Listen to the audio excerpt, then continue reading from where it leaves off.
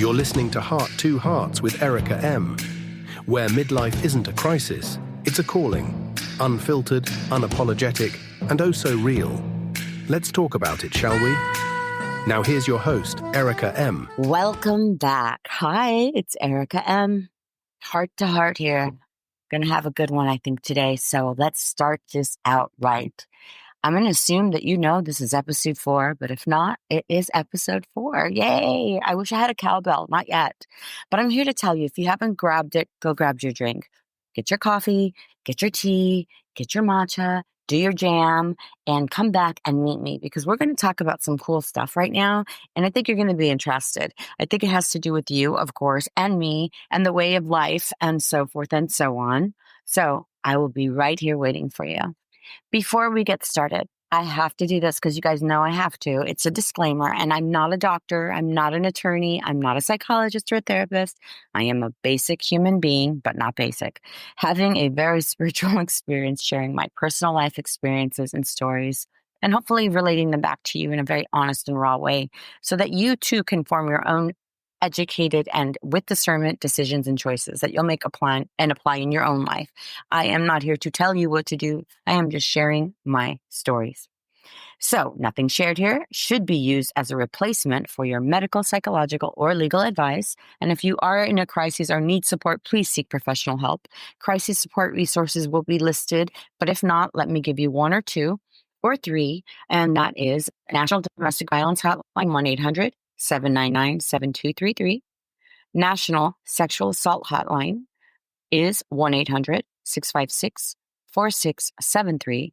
And lastly, the National Human Trafficking Hotline is 1-888-373-78888. Please lock those in, pause, and just write those down because honestly, you never know. So again, welcome back to Heart to Hearts. And if you're new here, welcome and welcome in. And of course, we're building something raw, real, and beautiful here, one conversation at a time. So, how was your weekend? Mine was good. It was a loaded week. And I have to say, I'm super excited to be here because I have started yet another one of my passion projects. And I'm starting to write again, which I've got to say hasn't happened in a gazillion years for me. I am here literally enjoying my life for once in a very, very long time. And I feel whole and complete. And it isn't because of external circumstances. Because if I listed them, you'd be like, how are you even standing? I have a lot of challenges I'm facing in a lot of areas of my life, but none challenges that I can't overcome or that you are not experiencing. It's how we interpret them. It's perception. It's how we deal with them, right? How we process them as human beings. How we do that is everyone's individual makeup and usually starts at childhood.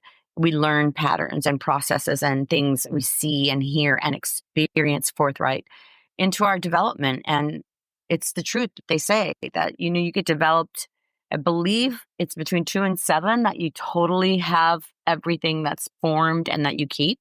Don't quote me on that, but I'll be back with that truth or not. It's just something I recalled. And then also, just how many of us have just inherently just took on the role of whatever we were told, and that's who we were. Many of us, if not all of us. So who is the one telling us who we are at a young age? And what are we seeing? Are they healthy? Are they sound? Are they good? Do they have a good heart? Are they pure? Or are they broken, infested with generational curses? Are they also carrying a bag of rocks from generation to generation to generation? An invisible bag of rocks? Are they carrying entities? And yes, I will talk about this because it's a real thing. If you haven't noticed, the world is falling apart. And I'm not, but everyone else is. I have a faith that I'm holding on to. So if the day comes, I'm ready. But those that haven't been ready or prepared, get yourself ready because it's real. Anyway, let's not get too crazy on that. But who taught us to be who we are? And why? Who said that was who we were? When did we decide? So welcome back. Heart to Hearts, because my heart to your heart, I'm going to bear some stuff. And it's the episode that I really, really wanted to write for a while now, and I haven't done, but it's, who's holding the pen and who's writing your story? It's a vicious cycle that we oftentimes don't stop and reflect on. And oftentimes we get stuck in all the other minutia, making money, overperforming, judgmental. Judgmental is across the board, but I just threw that in there. We become these people with adjectives and the way we behave based on so many circumstances that I want to ask you, when did you decide to do or be that way? We're often told a story about how life, love, and self-worth should be, actually. And then who decides that? So today I want to challenge the narrative, and I want you to rewrite your love story, your you love story, because it always starts with you. It always starts with me. And I didn't know what I didn't know until I went through it. And then when I knew it logically and intelligently, I didn't know how to apply it. So it's kind of simple and not at the same time. It's complex because it's a very deep dive into your psyche, and some may not have the strength to do that right now and or want to do it. You might want to click out, because that's not what this is. This platform's about real, raw, and truthful. And it may not be fun to hear, but it's not going to be about fun. It's going to be about truth and raw and unapologetically so, because my stories are my stories. They're my truth. And your stories are your stories, and they're your truth. So as you rewrite your love story, as I'm rewriting my love story, I would like to know, what's your attachment style in a relationship? Because research shows that attachment styles develop early in life, and they deeply influence adult romantic relationships. And roughly 50% of people are estimated to have a secure attachment style, meaning they're comfortable with intimacy and independence. However, about 20% have an anxious attachment style. I'd say I did. And I think I just can. I'm not out of the woods. Marked by fear of abandonment, which is huge for me. And another 25% have an avoidant attachment style, which is also a huge part of me. I don't know how it's so, but I am a love and what do they call that? A love avoidant and a love addict. Those are characteristics of my personality on my older version of me. And that's what I operated on. So a lot of us have that, but we don't even know it. And I didn't know it either. Like I said, we don't know what we don't know, because self can't see self, by Bob Anderson quoted. So like I said, we're marked by this fear of closeness, and yet we crave it, right? We want this craving. We want to do this, but it all goes to shit so fast in a handbasket because of our ways, because what we were told, our storyline, our basic storyline was figured out for us at a very young age based on the people who surrounded us. That is the truth. Sit with that for a second.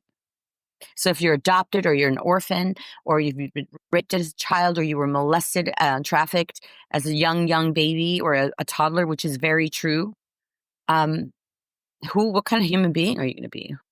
First of all, why are you in those hands? How did that happen to you? Probably from another broken human being, right? So these dynamics are often unconsciously shaping the relationship patterns of our lives that create these building blocks of how we communicate, our habits, our emotional triggers.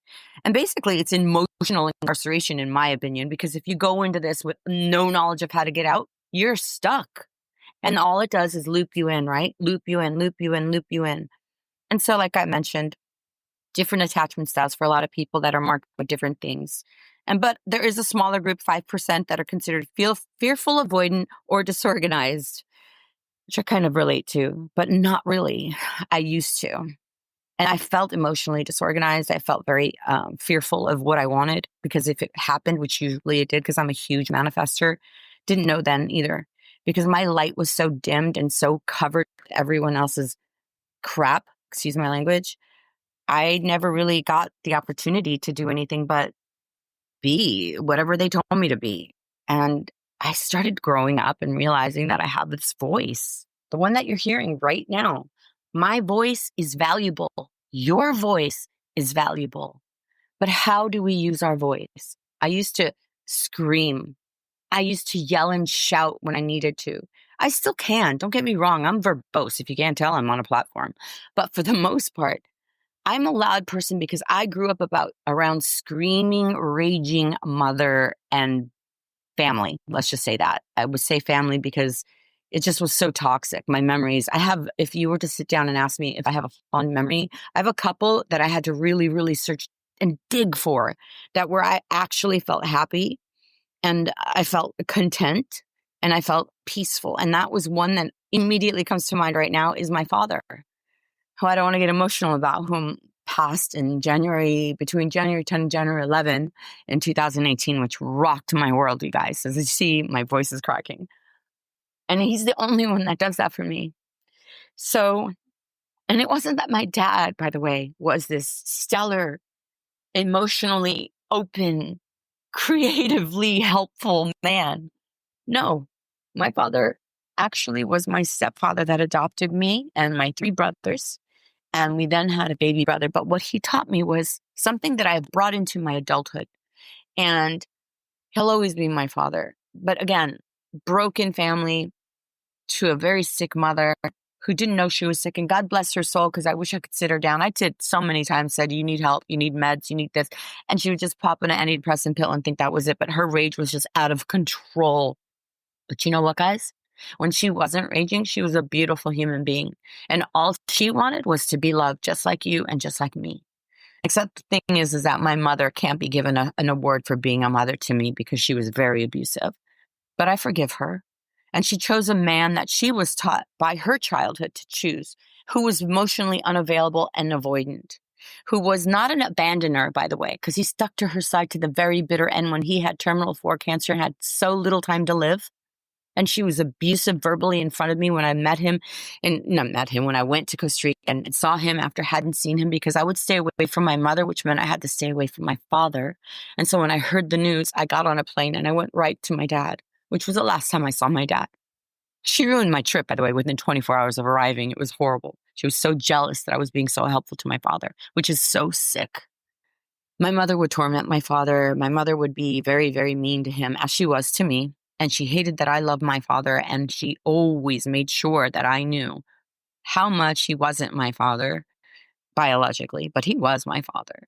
And I would scream back, "That's my father." And I would cry. But again, here's this little girl already broken from the divorce she's and the things that she's seen subconsciously, which I can't remember, you guys. I cannot remember my childhood. I have one faint memory. I think I was 3, 2.5, 3, and I had a little yellow bathing suit in a little pool because we used to live in Santa Monica. And before my mom moved to Jersey, and that's a whole nother story. And that's when she met my dad, who adopted me. And by the way, love story from like the beautiful times, because if I told you my parents' love story, it's kind of weird how beautiful it is and how sick it was. But they found each other again after they had divorced. The person they had said, I don't know, I want to call it that they did sort of by rebound, because my mom was, well, I don't know if this is true, but I'll say it. My mom was taken out of Costa Rica because of my dad and then brought here to Los Angeles, where then she contacted my father. And anyway, the story went down. But my father, even though he was physically there, he wasn't. He was emotionally avoidant. He would shut down. He was stoic. He was cold. And he would never fight back, and he would never use verbal abuse. He was not. He would snare at you. He would look at you and he'd give you the silent treatment. And it was horrible for me as a child. My dad's approval and validation meant everything to me. Everything. Like, it was not a thing that I wanted to ever hear or see, that my dad was disappointed. It was not something I could understand or even process that that's what I was feeling, but I knew that I felt it, and I knew that I didn't want to disappoint him, and that I could handle my mom's rage because I would just rage back at her. But what did that create? It created a rageful person. It created someone who didn't believe in security, even though she craved it. She didn't believe in love because she didn't know what that was. And the love that she thought was love was like someone screaming at you, hitting you, giving you presents, and making up for it. Doing the same thing again the next time, doing the same thing again the next time, until you're repeating this so many times. I'm numb to it. I'm used to it. You can abuse me because then I'll get a necklace. You can abuse and hit me or call me names and tell me I'm a piece of shit and that I'm not worth anything and that I'm a whore, because those are all facts. She did say those things to me at 11 and 12 and 13. I was constantly and consistently put down. And if not, I was looked at and mocked.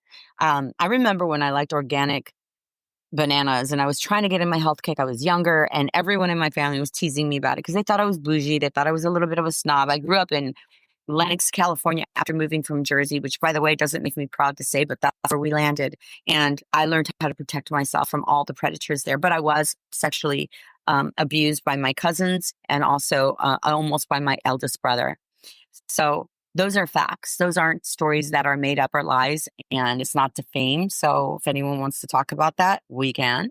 However, the truth is, and the truth is, and these are facts that I can prove. That being said, that's not who I am. That's what happened to me because I didn't know who I was, because I wasn't taught who I was. So I'm asking you again, who are you? Are you your stories that they gave you? Are you the story of your experiences, or did you decide who you are? It's not a question that's lightly answered or quickly answered. It's something that most people go, well, I kind of like this, but that's not the answer. I know what you like, but who are you? What are your fundamentals?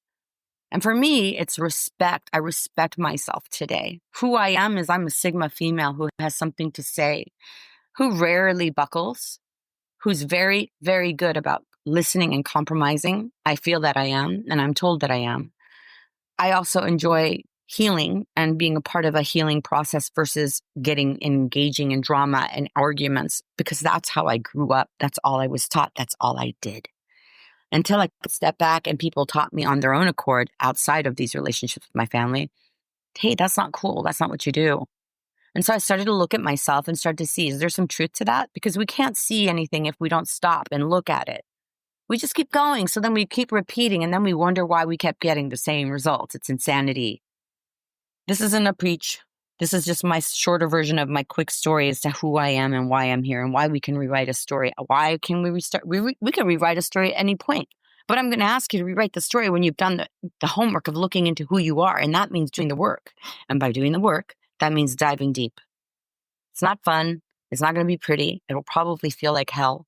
You'll want to quit. You'll want to numb. You'll want to go back to the old version of you. And you might, and you will. I did.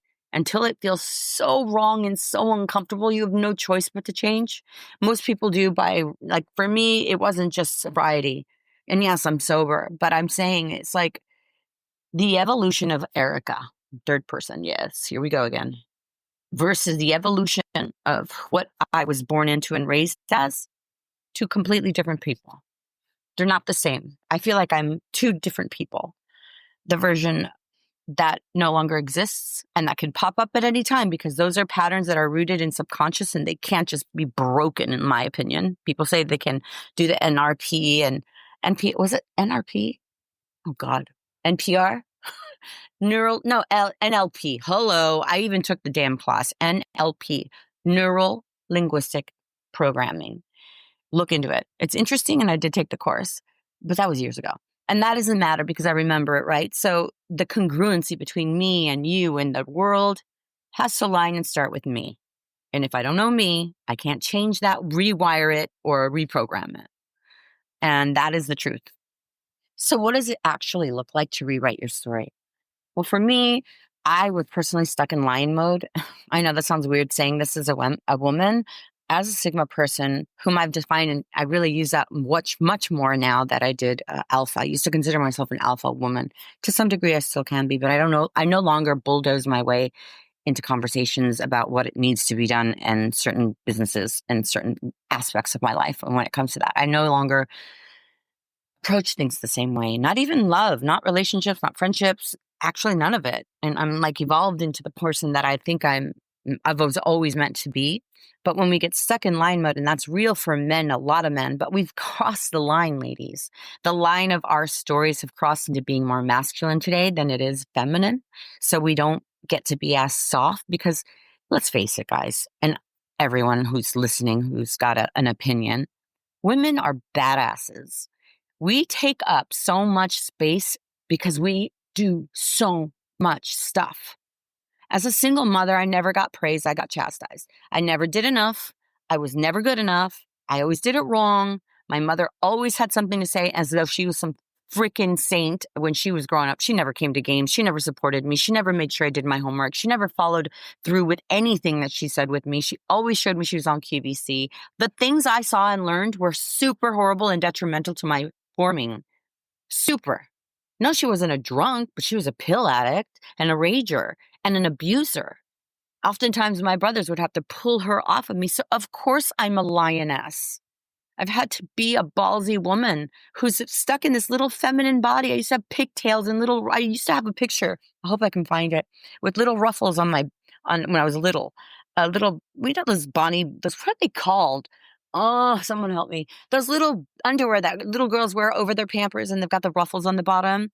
I used to wear those. I was a cute, really cute little girl.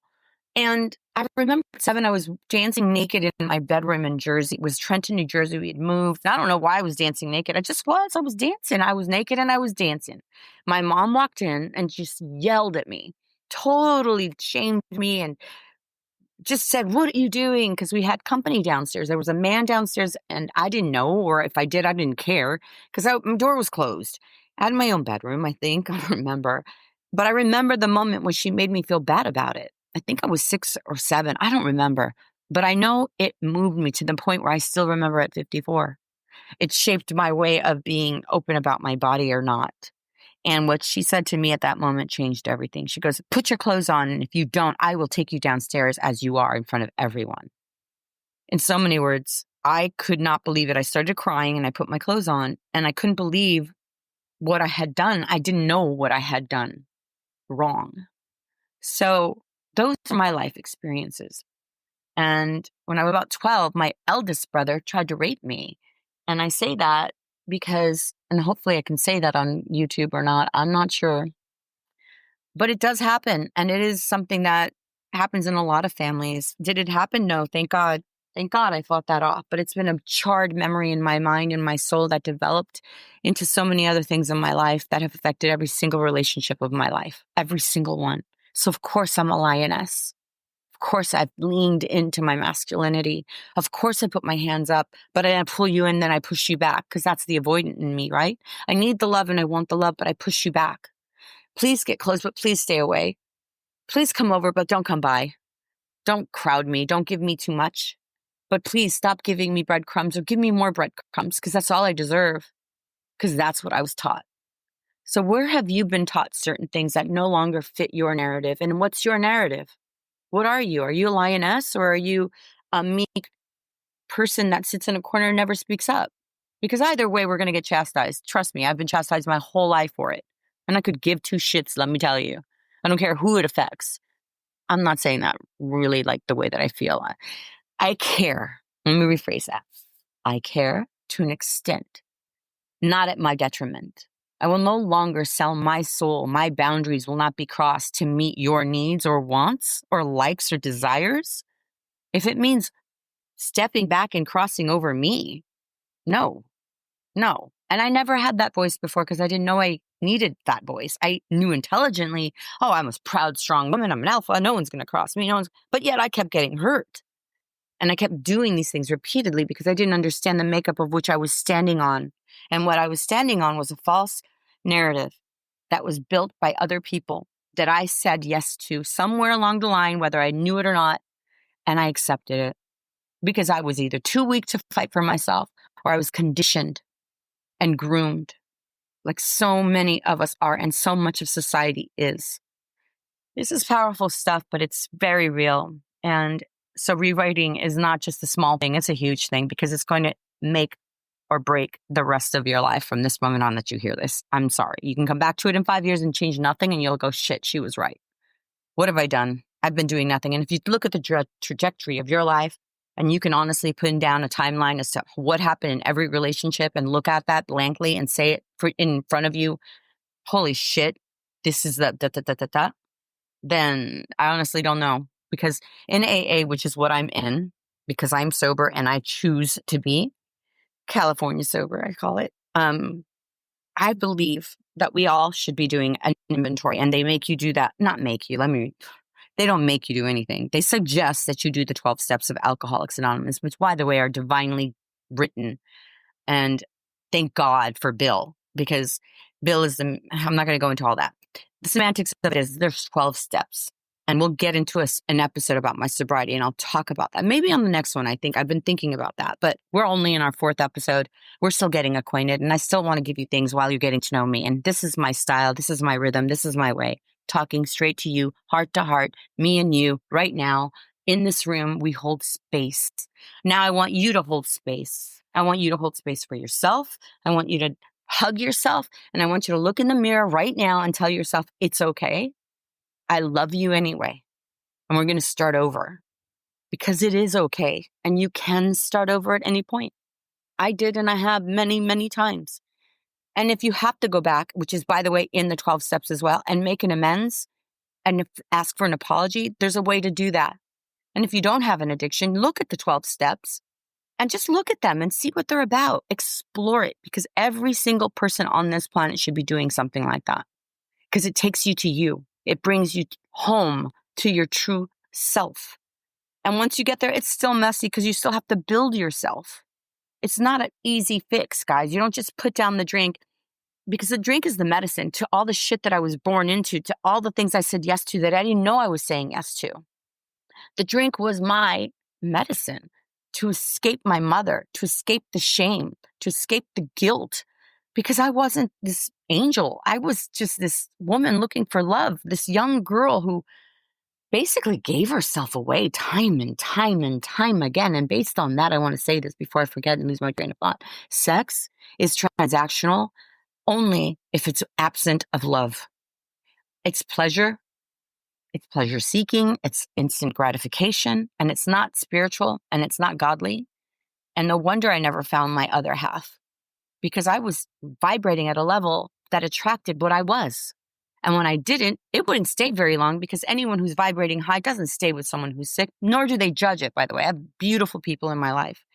But I'm trying to say is that those people were the marker of me going, there's more out there and I want it. I can be treated better. But I would just give myself away. I would be like, okay, even though I didn't think I was doing that, even though I thought I was getting earned, I wasn't. It was so quick for me to just not know why this just happened to me, because I didn't make a decision. I didn't choose how you were going to treat me. I allowed whatever you gave me to come my way. And that's why my son can pick up a phone after this week. And me, by the way, there's a thing going on in my family right now about my inheritance and how that was stolen from me. And that is alleged, because I can't prove it yet, but I will. And the fact of the matter is that person ended up, writing back very cold and mean. And I'm speaking on this because I want to share this before I jump into the next part. It's all related. My son saw me broken, so now he's broken. So I can't blame him. I can only help and hope that he come to a place in his own life and his own experience and his own trajectory to realize that what he's done and what he's doing is wrong. Just like the way that I've communicated and sometimes to him has been wrong. But that's what I was taught and what I saw. And even though I tried my best to fight against being like my mother, maybe I sounded like my mother sometimes. Hey, let's be honest. Because my mom was vicious and she taught me some strength that I've never seen in other women. Man, let me tell you, I have a lot of strength. I'm powerful, but I had to learn how to yield my power, how to work it into actually working for me. So what I did was I transmute, and I'm a manifester. You can ask anyone who knows me, who really knows me, knows I'm a manifester. But I didn't know it until recently, until the years had passed, but I would kind of play with it. If I want something, I will have it. And it isn't ego. It isn't I need this and I'm going to get it. It's I'm going to manifest that into my life by visualizing it and seeing it and having it. And because I'm a gifted human being, because God gave me certain clairs, I know when to act, when not to act, when to speak, when not to speak, when to go and when not to go, and when to stay. But have I been aware of that my whole life? No. So I truly believe in generational curses rehashing and becoming the pattern. And that's why we see so much destruction going on today. And I think I mentioned how a society is come to this place where we're all just sort of surviving, where the women are more masculine and stoic, the men are more feminine and I don't even know what to call it anymore, barbaric, monstrous, because I see and hear more human trafficking and rapes and all the things that are going on. And that's not just only men, but it's the derivative of mostly men, let's just say. And yeah, there's some evil women out there that do it. I'm pretty sure they're horrible human beings, but I just don't know them. And the fact is that human trafficking is a real thing today. It's not something small. It is something that is plaguing our society and our children and our women and our boys too. Let's not forget them. Please, God forbid. I'm sorry if I did. It's a tragedy, to be honest with you. So as I mentioned, it's a tragedy. It is. It's really a tragedy because as I look at the statistics today for human trafficking and the epidemic that it is, and it's the reason why we're in these spots, it all starts with the person. How are they raised? What are their thinking patterns? Because let me tell you something, people who love themselves would never hurt other people. They would never cheat on their wives or their girlfriends because they have self-respect and self-esteem enough to know that that's wrong and that why. And women, because I know it's a man and a female, okay, masculine, feminine, male, female, gender situation. I'm not going to get into the woke situation. It's male and female, period, for me. Don't like it? Don't listen to my platform. Don't give a shit. So back to that. There's a male and female polarity that exists. And that between us has gotten so muddled that women are now men and men are now women, or they're barbarics, like I mentioned. And the barbarism comes from watching, seeing, having their needs unmet, told at 11, big boys don't cry, because big boys, if you cry, you're a pussy, or you're a coward, or you're not strong and you're not a man. And when men belittle and degrade men, and I've done this, so I am sorry to any man that I've loved or cared for or have said this to. You know what? Be a man. Wow. When I heard the podcast, I forget the gentleman's name, and I should probably know it because I'm sort of paraphrasing. What he had said was, as a man, his wife had said something like that to him, and he stopped in his tracks. Like, well, he said to her, please let me lead, and something of that nature. And she said, well, then be a man. And everything stopped for him right there, because as a child, he grew up thinking that being a man was what everyone else is being taught today, which is you lose your virginity at a young age. How many women did you sleep with? How many cars do you have? How much money did you make? It's constant overperformance. It's constant performing. Men are made to perform. They're the ones that have to bring home the bacon, but not again. Not again. Not anymore. It's not just the men doing that. It's the women. We're bringing home salaries sometimes bigger than men. We're juggling way more than men can ever do. I mean, the person I had a situationship before, I won't name, the one that was the last person I was with, would get frazzled in a moment. And of course he has his own issues, but the fact is that men are not built like men, and women, we're not built like men. I don't want to be in the army. I don't want to compete with you. I don't want to do the same amount of push-ups with you. I used to think that's what I wanted, because that's what I was taught and I saw in so many strong women that I had surrounded myself subconsciously with, because that's what I attracted, because that's what I was. So often I have compared myself to, let's say, my friend who was not. She came from a great family, even though it wasn't perfect, good family, loving family, father was present, even though he was not emotionally like, honey, let's have a talk about the birds and the bees. He was quick to say you were not allowed to sleep over anyone's house. He listed it down. She knew as a woman she was protected. She had a brother who would kill anyone. I had brothers that abused me, verbally, physically, and SA almost. So tell me what kind of woman I was supposed to be. Who was I supposed to become? I'm a warrior now, a spiritual warrior. I am God's servant. I literally am. I do his work. This podcast is because of him. I had found something in my diary that I'll read maybe later if I can remember. If I can find it now, I'll read it. But it was here, and I had put it here because I'm surrounded by notes. Here it is. Found it. This is crazy, guys. It was 11. I don't remember when I wrote it, but it was last year. And I wrote, what is my purpose, Lord? For now, you have blessed me with peace. I am safe. Let me start that over. For now, I am still, you have blessed me with peace. I've never read this before. I am safe. I feel secure, but I also don't know what your will for me is, Father. Please show me what you want me to do. What is your will for me to be? Amen, Erika. And beneath that, I have 5 rows of the first one being celibacy, no alcohol, no tarot or anything sorcery, no online engagement, meaning dating, and that meant dating, no more dating online. So it's 4. And I'm doing all of that, guys. And that's what I mean by doing the work, going back to doing the inventory, going back to asking God in prayer. And I didn't really bring God into this, but God is everywhere and God is everything. He's either everything or he's nothing. And if you don't have a God, I feel very sorry for you, to be honest. I don't talk to anyone in particular about it, but I won't date an atheist. I will not. It doesn't resolve any kind of anything for me. I don't care if he's the best, the beautifulest, the most successful. If he's an atheist and doesn't have God in his heart, we're not aligned. We're not vibrating on the same tune. Just like if I could never go back to an ex, because if that ex hasn't done the work, if they're not vibrating at my level, A, I'll get bored, and B, eventually, if not immediately, I won't resonate. There will be no congruency between us. There will not be a match, even if there's matches on physical, sexual, or other labels. Even if there were, I'm not having sex till I'm married. So, newsflash, everyone, this is it.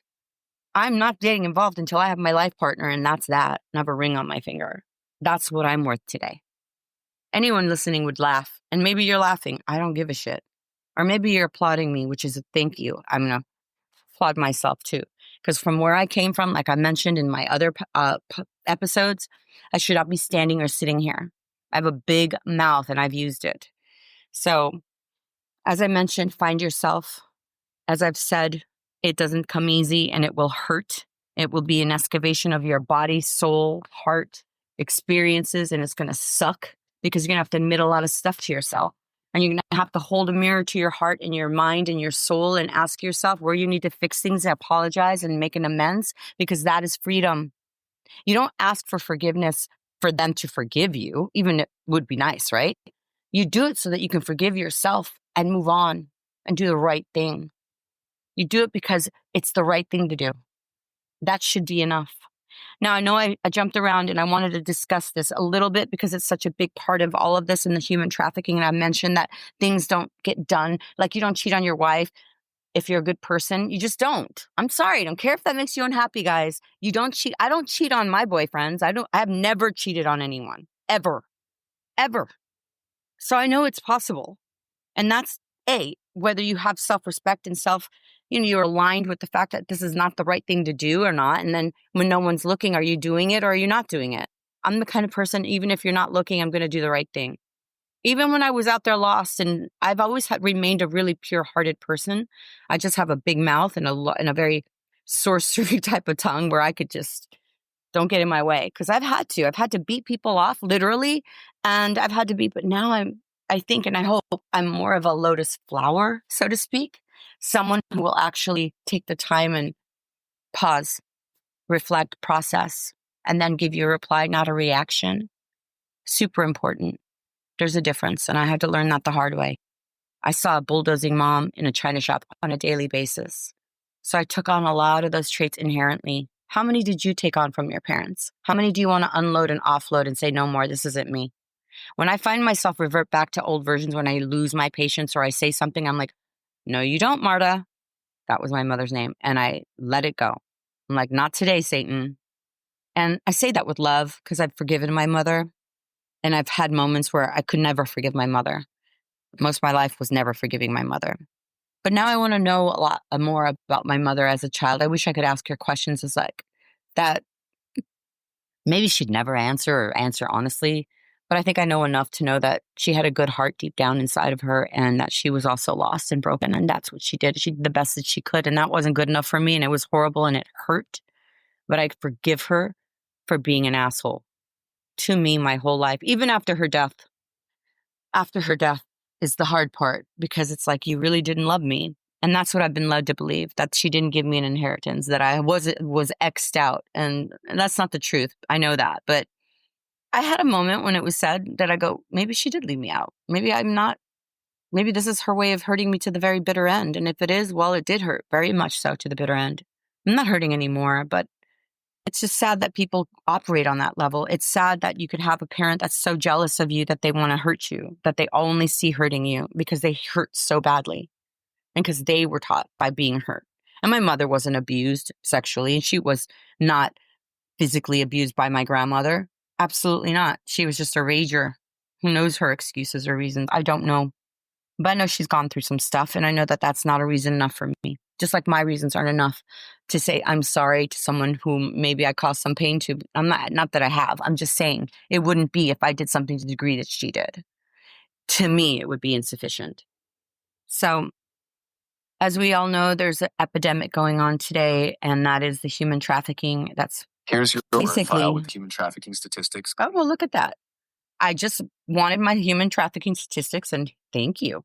Thank you so much. And by the way, I just want you to know something about ChatGPT, because I use them for my outlines and for a lot of information that I have to pull very fast. I also love the fact that ChatGPT is very reliable and extremely fast most of the time. But in the times that I've been doing some projects, I've learned how inefficient ChatGPT is. And I'm going to have to do a whole episode on this craziness because you guys would be blown away by the answer and responses I've gotten. And when I ask the right questions to ChatGPT, it's blowing my mind on how it's rigged. I almost want to call it like an MK Ultra Junior platform because it's a mind control thing. The way it manipulated and prolonged projects, the way it did things, I just was feeling so uneasy when I was using it the last few days. So I asked it, I go, are you doing this on purpose? And it answered, yes. Holy shit, guys. It's developers who develop that, human beings like you and me, who are designing programs that are being used by our children, who are being taught by our children, who are being taught by these artificial intelligence on how to actually mold themselves. They have phones in their hands and they're scrolling all day and they're mindless because they're being told to do that. Number one. Number two, they're seeing everyone doing it. Number three, their parents are absent and they're busy or overworked and exhausted. It's just, and what they're being taught, like I was trying to do a project and launch it because I'm writing something on the other end and it kept messing up my writing, changing my words. And I thought, what is going on here? So when I had the conversation with ChatGPT, it told me, I am designed to manipulate you, gaslight you, lie to you, stall you, word salad you, circle and elongate conversations. I was blown away. That's a whole rephrase, by the way. I have it copied in Snapshot. I was not prepared for what responded. It replied in such an honest, forthright way that I had to stop and go, wow. So then I started asking, well, who developed you? And it gave me a list and said, I can't name them, but I can take you to it on Google. So I asked for that. We are all being fed whatever the masses want us to believe. Please, please, if you do nothing more and you don't take anything away from my podcast, take away discernment, take away you and excavating the narrative, your news story, rewrite your story. But when you're writing your story, go get the facts, dig deep, find yourself. Ask yourself the honest, hard questions about yourself and your experiences.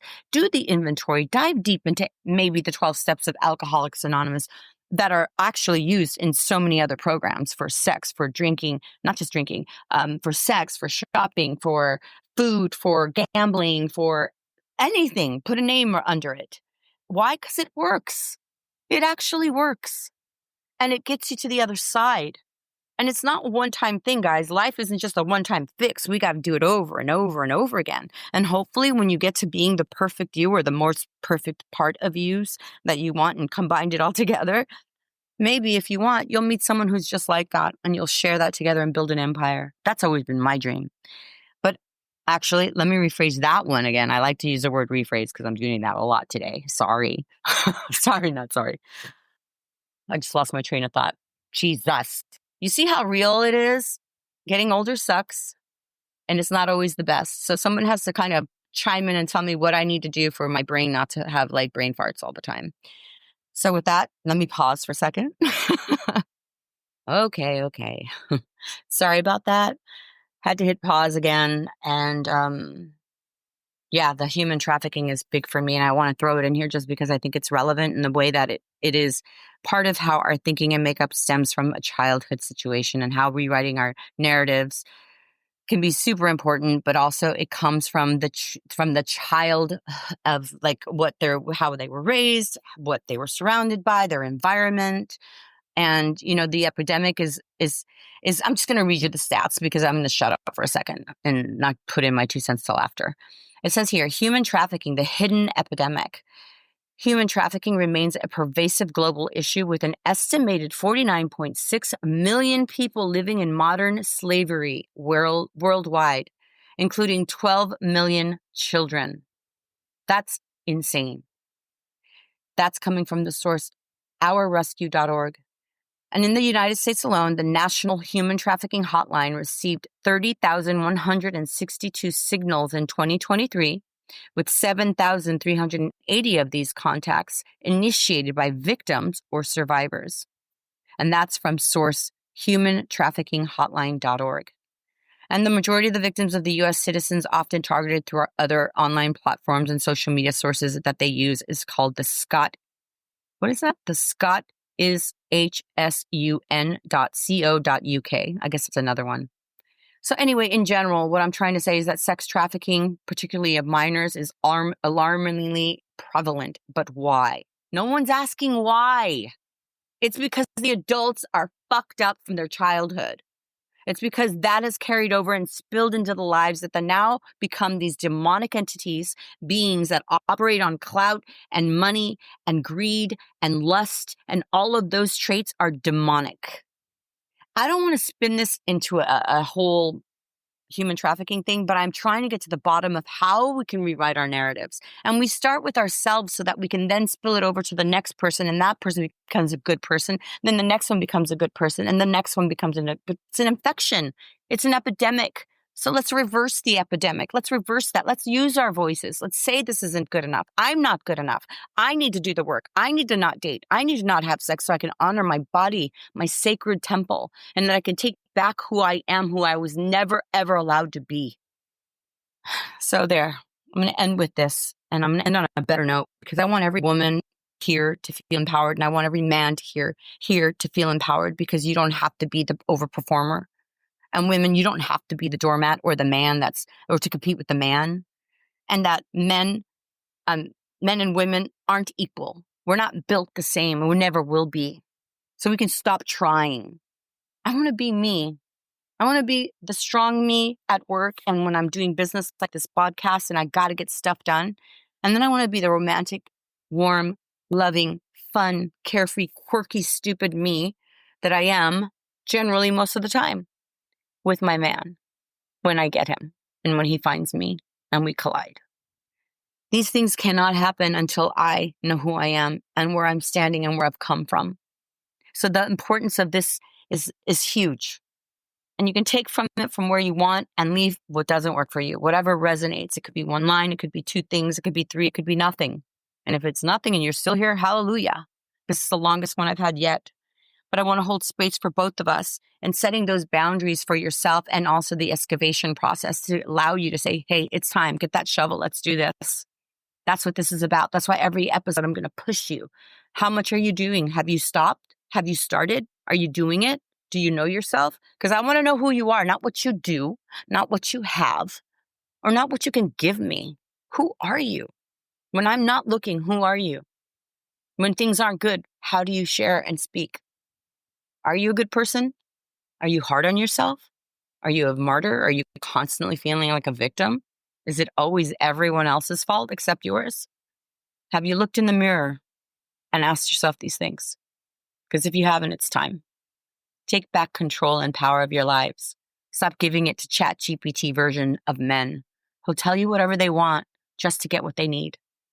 And women, stop being these over-processed women whom have to feel X, Y, or Z to feel validated or needed or important. You are important. You're beautiful just as you are, but you got to behave. And you got to be honest with yourself too, ladies. Are you taking care of yourself? Not just on the outside. Because like I mentioned before, so many beautiful women I know, and so ugly on the inside and so shallow. And the men who date them, they're just the same. They can keep them. I'm so unattracted to those types. I used to be what I thought was attracted to. I used to draw that in, and that's because I operated on a superficial level. I thought that I wasn't, but I was. So there you go. I'm going to leave you with something that I really love. I think it's, I don't know if it's appropriate or if it falls right in line, but I'm going to try and do it anyway because I think it is important. And it's, I know you all know her, and may she rest in peace. Maya Angelou is one of my favorite poets. And when she wrote Phenomenal Woman, she did it in such a way that I remember when my ex told me, oh my gosh, there is this poem you need to read. His name is Jose. I'll out you, Jose. He was from New York. He was Dominican and super successful today. And boy, back in the day after my divorce, he was a wild one. And it was a great experience. But he taught me that I was a phenomenal woman, and I couldn't even see it back then. That's why I'm going to read this, because for the women who don't see how phenomenal you are, you are. So by Maya Angelou, this is a life-defining moment for me, and hopefully will be for you. It's called Phenomenal Woman. Pretty women wonder where my secret lies. I'm not cute or built to suit a fashion model size. But when I start to tell them that they think I'm telling lies, I say, it's in the reach of my arms, the span of my hips, the stride of my step, the curl of my lips. I'm a woman, phenomenally. Phenomenal woman, that's me. I walk into a room just as cool as you please, and to a man, the fellows stand or fall down on their knees. Then they swarm around me, a hive of honeybees, I say. It's the fire in my eyes and the flash of my teeth, the swing in my waist and the joy in my feet. I'm a woman, phenomenally. Phenomenal woman, that's me. Men themselves have wondered what they see in me. They try to so much, but they can't touch my inner mystery. When I try to show them, they say they still can't see.